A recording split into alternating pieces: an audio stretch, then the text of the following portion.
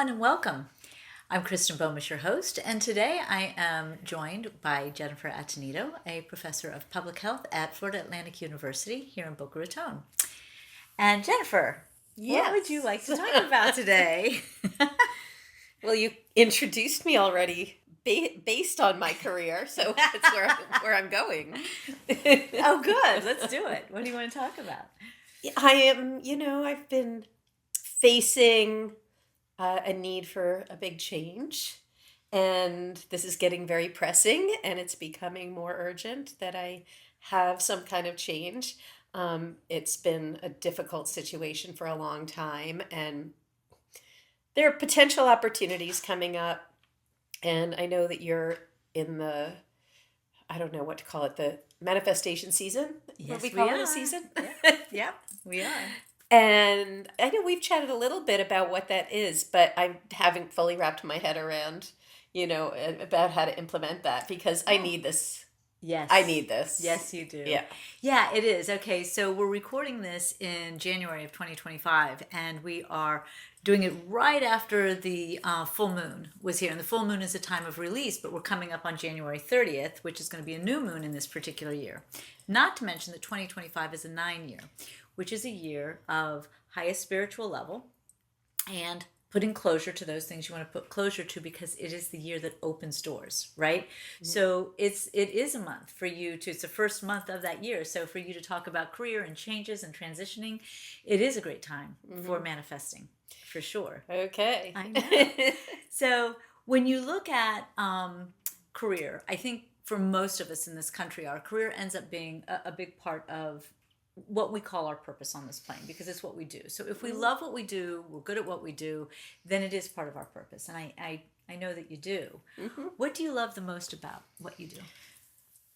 I would say the first thing I love about it is the environment. There's something so happy about a university, and it's a happy place.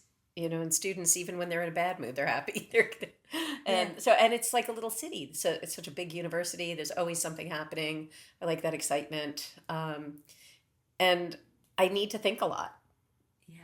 And it gives me the opportunity to think a lot and learn more and more and more. So I don't have to stop. What role do the kids play in your life over there? What role don't they play? Right? Right? Yeah, they're central to everything. They're amazing. And even when I want to throttle them, I love them. And I have hundreds and hundreds of students, and I wish I could know them all. Right.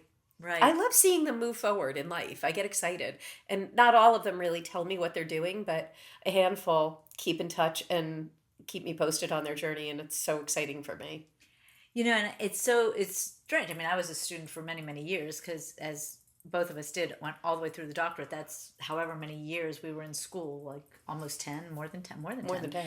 And in those years, never did I once think that a professor would be interested in knowing how I progressed as the student. Oh, wow. Yeah. Oh, I love it. You kidding me? Yeah. And I always want them to come back and hang out and talk to the others, mentor the other students. Yeah, so that would be even more neat. There's so much I always want to do. It's more and more. So you're also researching, right? Yes. I do a lot of research.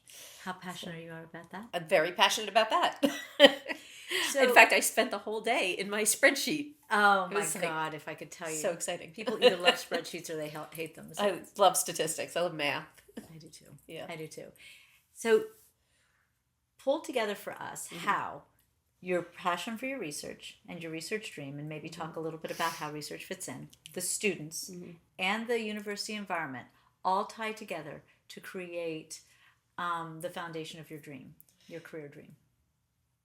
How do they tie? They don't really tie together very well at all. They're all kind of distinct in a way. Okay. I can't say that the students, typically the ones I work with at least, aren't trained in research, so I don't get to work with them a lot, and I would love to give them more opportunities to be involved in the research. So that's something I would like to see happen. It's pretty distinct from, like, the time I spend with them is teaching, or they're visiting in the class, or just staying in touch. So it's kind of a two separate roles in a way. And then the environment is sort of almost like my break. That's how I see it. When I just need to stop, I'll go walk around the campus to feel lively. I go to the football games, and I love pulling up and hearing the band Yeah. practicing, and seeing students. I don't know, they're just everywhere. They're all over the place. They just seeing them. They're Ants. terrific. They're so lively and happy, and I don't know if they're happy, but they're just energetic. Yeah. Yeah. So I guess it all comes together. It all come it I can't say they all overlap or mix together, but I don't know, they feed the whole thing. The whole entire thing feeds my spirit, and that's probably the reason I live next door to campus. So my ultimate goal would really to working towards a couple of things. One would be to be able to have a. I just said that with the students in my research don't seem to overlap, but I would love to create a club because a lot of my students are interested in doing research. They want to, but they don't know anything about it. I don't have the time to teach them. So I want to create a club of all of the students who are interested where I can teach them more about research. I can get them involved. We have an undergraduate research office on the campus. And I would love to secure more of these training grants where I'm able Neat. to, they're NIH training grants where I'm able to get more students involved in the research itself. And, this is kind of a paradox, but when I'm teaching a lot, I don't get as close to them. I'm exhausted. There are Yeah. hundreds of them. I don't get to know them. So that's why I'm trying to back off of teaching so I can do these types of activities, get better research grants going, be with the students more. Yeah, I get that. That would be Yeah. really neat. And research in your dream, what is that going to be looking like? Uh, well, right now I'm working with some. I have collaborators that I've always worked with, and Uh-huh. we have some good team members, and it changes a little bit, but myself and one other primary collaborator, we always work together, and the research we're doing right now is mainly in cannabis and alcohol, and we're working on a very big grant, and it's going to be submitted in the next couple of weeks. I think it's excellent. It has a really good shot of being funded. And then I just submitted for another one, a state grant. And as these are funded, it gives me the opportunity for, continuous practice. But ultimately, if we get this grant, then and we are able to get a couple more, we're able to start to apply for funding from the NIH for a research center, Wow. and that's funding for to a center, not necessarily a physical center, but it's Right. a yeah.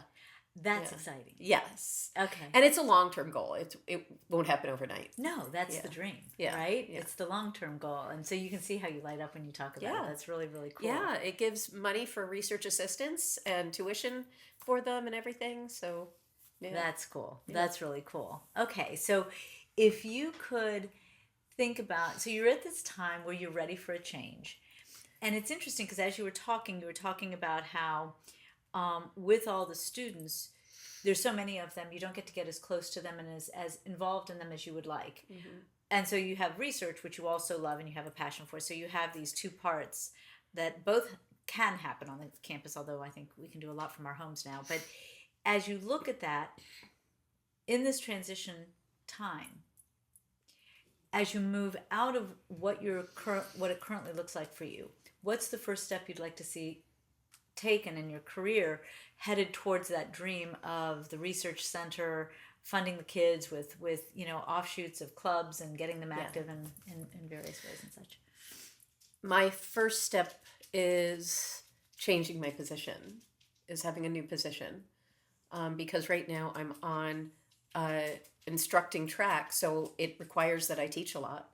So the only way for me to pursue the amount of research that I would like to be able to do would be having a research track position. Fantastic. And so that's what I'm working on. So that's what I've applied for and hope for and dream for. Do you find that there's in the university system, is there any sort of feeling as a woman that there's any sort of is it more difficult at times to make it through these As a woman, changes? it really depends on which discipline you're in. And I'm in a college of business, so that does make it a little more difficult. Yeah.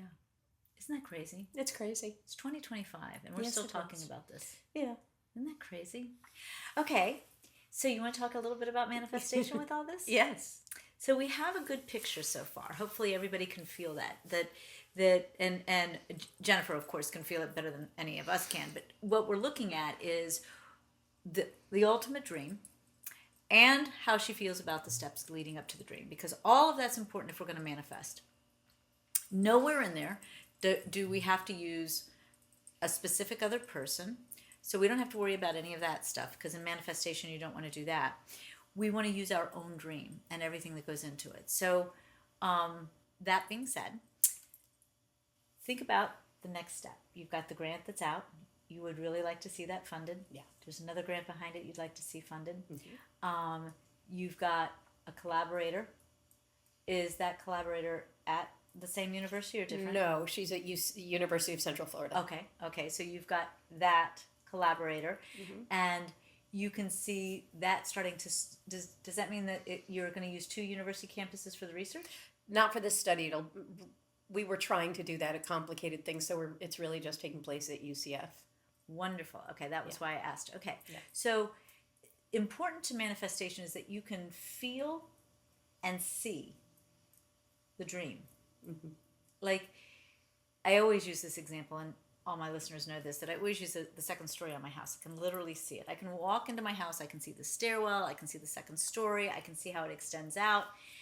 And so when I see that, I can see it as if it's here, right? So you want to do the same thing with your career. You want to see if you can feel, like right behind your belly button, what it would be like to go into work knowing that you have the research center, right? That's your ultimate goal. And see things active. See what you've got. Your research assistants are there. You've got students coming in and out. Some are teaching classes and coming in and doing research. I don't know.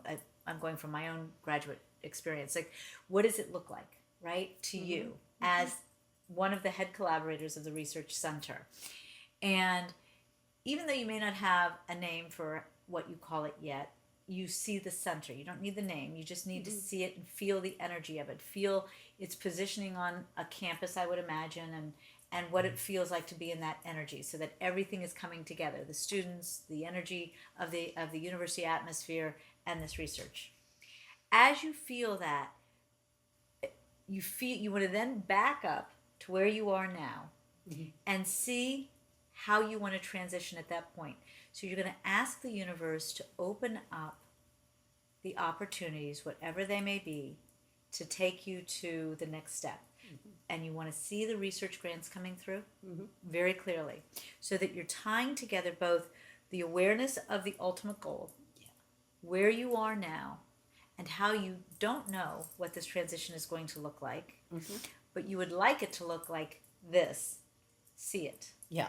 Feel it, move with it. And the more you do that, the more you're going to start to build the energy. You need an alignment from your intention inside you, believing in what you want, into the heart and into the thoughts and into the message out. Whether that's through prayer, mantra, or just talking it, the prayer out.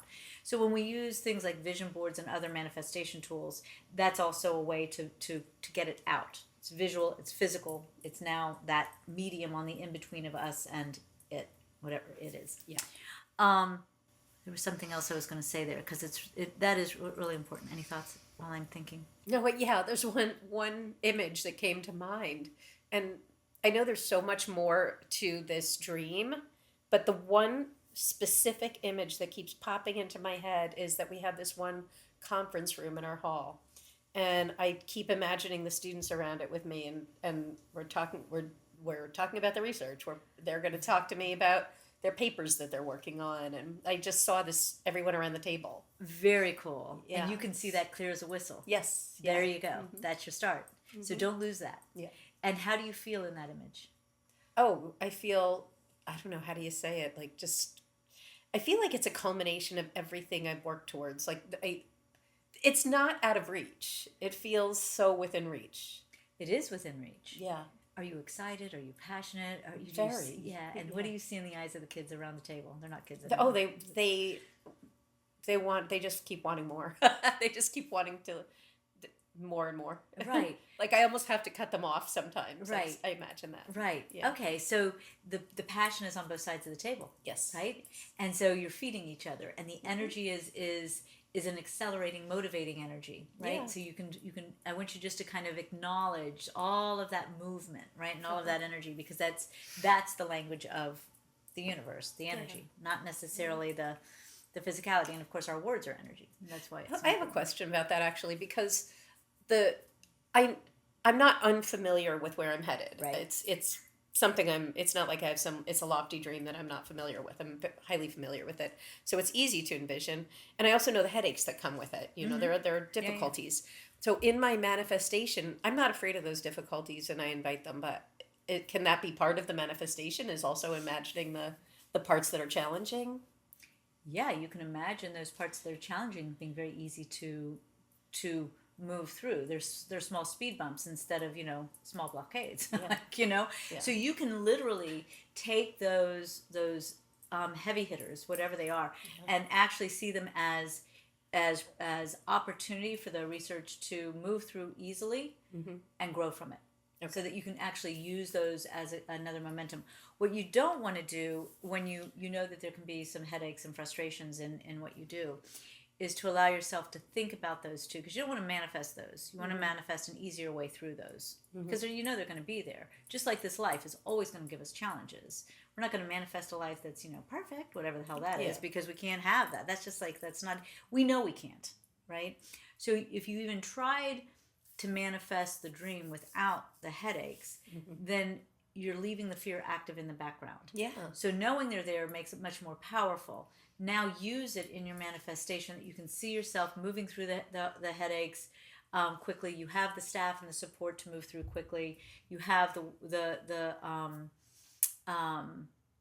team, I guess, it's the same as the support, but your team is really wise enough to take those challenges and build upon them, so that you're actually implementing a manifestation as well that limits the impact.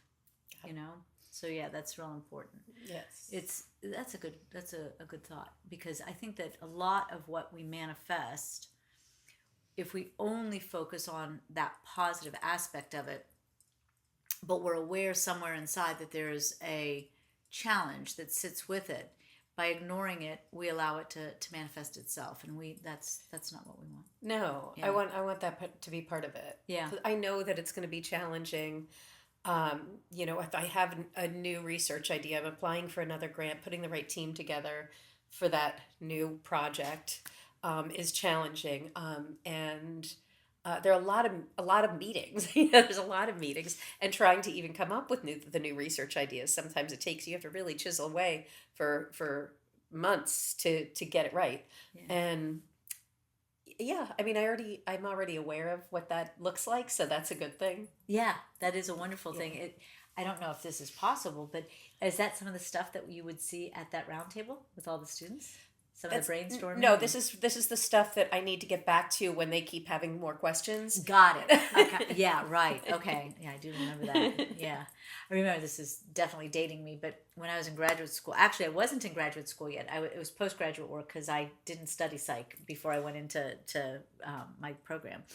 And so I did some post-baccalaureate work, and in that post-bac work, I did infant research in the developmental psych labs, and it was a joint thing between developmental psych and neurological psych, and it was fascinating, because back then, in the old days of cavemen, we didn't have hearing tests for newborns. So we didn't know if they were deaf, and so this professor was developing and had developed a way to use a puff of air to see if the newborn could hear, and it was a non-invasive, very effective hearing test. And I remember it was all physics, which I loved, and the electrical aspect of it not so much, but the physics of it I loved. And so we did this research. Now that's obviously not what I ended up studying, Sure. but it was in listening to you, I go back in my memory, and I remember being that student who loved research and was really, really committed to research. I was coming out of solid science and math background, and really wanting to get my self into the thick of it all. Right. So as you get those students, it's going to be fun for you. But I also remember the challenges of the grants, even back then. Now, since then, I've worked with charities left, right, and center, and so grant writing has through charities has been phenomenal. Yeah. Oh, like what a challenge. Yeah. What a challenge. Yeah. So ChatGPT helps me a little bit. Yeah, I hope so. Isn't it interesting how AI has really started to Yeah, especially for something like this. This is, I mean, you have such a limited amount of space on these applications, and in fact, you like go all the way out to the margins. There's no space in between anything. You're only allowed to use 13 pages to describe everything about this, and it's a complicated clinical trial. And so if I try to use AI to write any of it, it's too wordy. It's all messy. So I end up having to rewrite everything AI came up with, but it still at least gets it started. It gets it started. And I also find that what it works for is as I look at something, it gives a good organized outline in the way it puts anything together. It's very organized. So my mind is not so organized sometimes. So it puts it all back together for me in a way that allows me to be more succinct. So that's I can see how that would probably be cool. So as you make this transition, what else can we manifest? Help you manifest?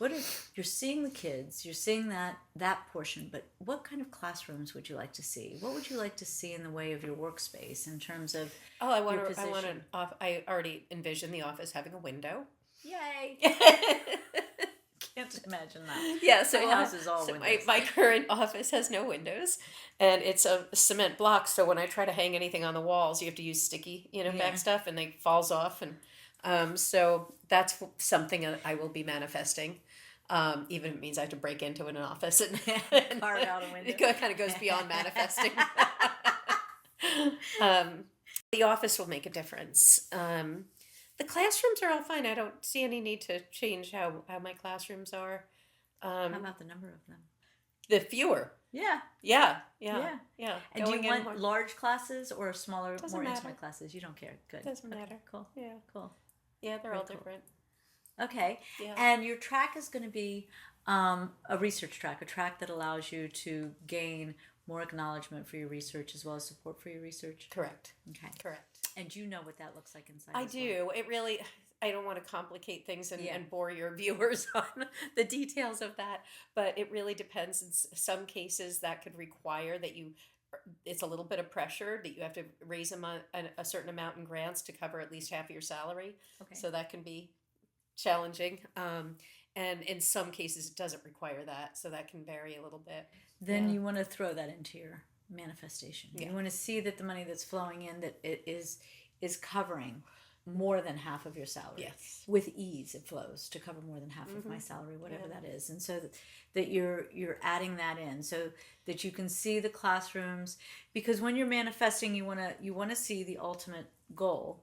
Yeah. But like I said earlier, you want to also then take that goal, knowing it's there, seeing the steps that you're taking to get there, so that you're working one step at a time and really putting your focus into that step so that it manifests. And as you manifest one step at a time, the next thing you know, you're standing at the gateway of the dream and you're living it. And that happens. And it happens for everybody who believes in what they're working on.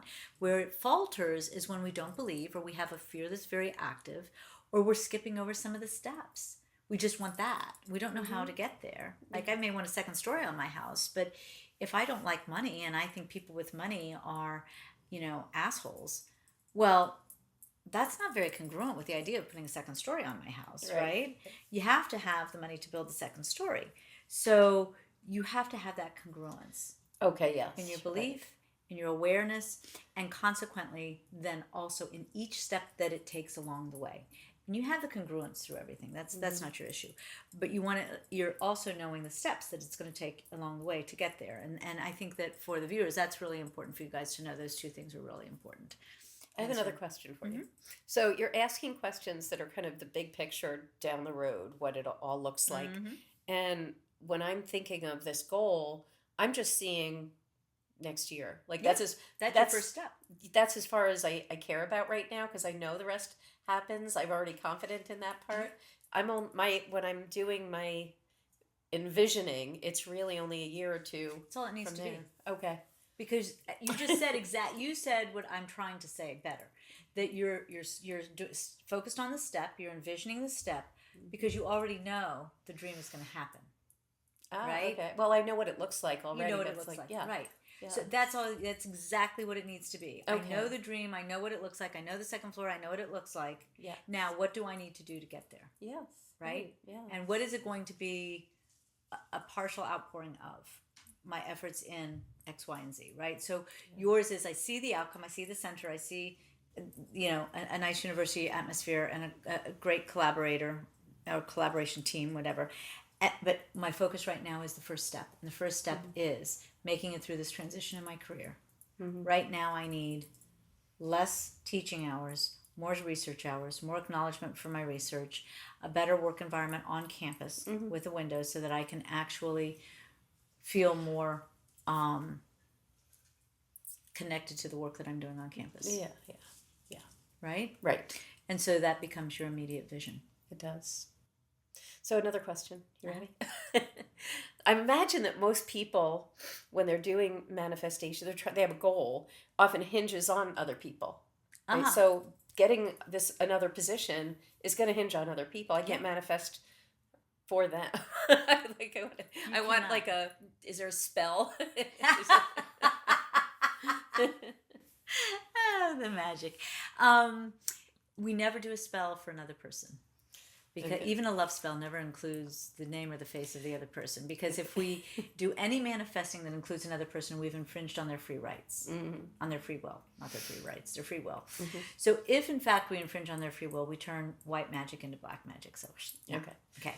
But what you do is because yes, everything. I feel like I jump around going like this. It's not working. If you can imagine, you have people. Just like you see the dream, they're there. You want to see the votes. You want to see it happening. You want to see yourself. What's the word when you defend? You want to see yourself defending. You want to see yourself presenting, right? And see the votes coming in. By whoever. Some people you may know, and you can be grateful for their votes because they're going to vote. They've already said something. Okay. But you just have to see the votes. You have to see the defending. You have to see your outcome of it. So everybody who's in participation the outcome is still going to be you defending and winning and hearing the message. We have hired you into this position. That piece really helps because that's the part I don't think I was working on, was imagining that process. Yes. Okay. You want to see your success. So anytime it's like if I'm on a football team and I want to win the championship game, then I want to see all of us just jumping for joy. I don't want to see my tight end, making a pass or the other quarterback being intercepted 5 times. I don't want to put it although that would be fun, but you don't want to put the other people into it literally. You want to stay focused on your outcome. So I see the touchdowns, I see the success of the game, I see the trophy, and so now it takes the team, both offense and defense, right? It takes everything working in that sequence to happen. But for your manifestation, you look at you being there, present for the outcome. Okay, got it. Of what takes you, where it takes you. Okay. All right. That makes sense? Yes, it does. My football examples. Yeah, I'll let you know when this all comes true. I know. Well, I'm excited. We'll do another one to hear how it all happens. That'll be so much fun. Okay, So let me recap a little bit so everybody knows where we're at, because this was really I really enjoyed this. I hope you guys did too. So we're looking at, no matter where we are in life, we have transitions. And in this case, Jennifer's going through a career transition. And it's all by choice, right? Like, where do I want to go? What do I want to do at this stage in my life? And so her question is, how do I manifest the dream? How do I take this pivotal point, pivot in the direction I want to go so that it's a beeline to the dream of a research center working on a campus with the students, developing clubs and environments where students are more able to get involved in research. So as we look at that, we backed up and we said, okay, she can see that, she knows it's there. But what she needs is the manifestation of this transition point, because this is what she can't see clearly yet. Mm-hmm. So we look, and that's true for most of us. And a lot of what we go through in life, whatever that transition is, it may be a transition from a relationship, a transition from one level of school to another, leaving one home to another, or shifting your career in some way. Maybe a whole new career, maybe just shifting it to a little bit different than what you've been doing. And so when we do that, we focus on what's immediately in front of us, knowing the dream and its final outcome. And as we focus on that immediate, even though there are going to be people involved to help us, because we don't do anything all on our own, we see the outcome. We don't manifest somebody doing something for us to make it happen, because that's when we start to infringe on free will. Instead, we constantly see the outcome as we wish to see it. We feel it, we see it, we live it on the inside. And as we live it and breathe it on the inside, as if it's now, not in the future, as if it's right now, that message is then manifest as it goes forward. Does that make sense? Yes, it does. Okay. I hope that was helpful. Very helpful. Very cool. Yes. Thank you all for joining us. And until next time, may the magic be yours. Thank you so much for joining me. And please visit KristenBomas.com, where you can easily access all of my social circles.